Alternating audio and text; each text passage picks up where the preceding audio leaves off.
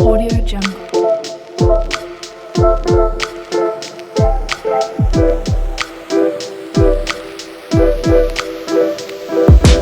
Audio Jungle.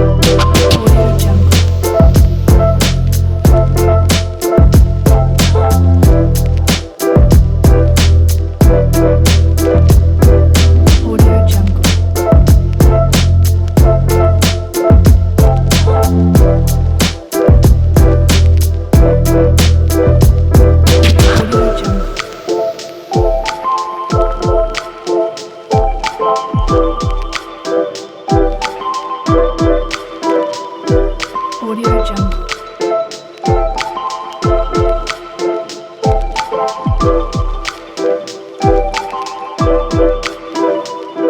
Audio Jungle. Audio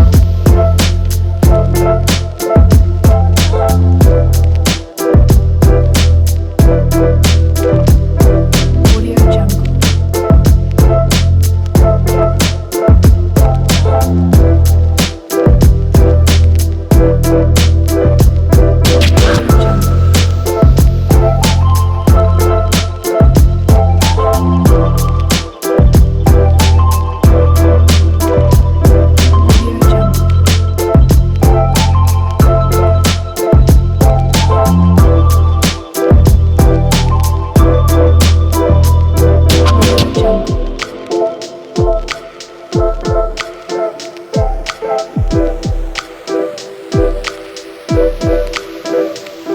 Audio Jungle.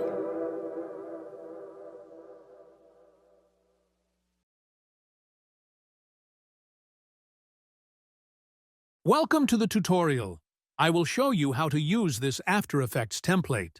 To replace the monitor screen, expand 1. Edit Comps in the Project panel and double-click Placeholder.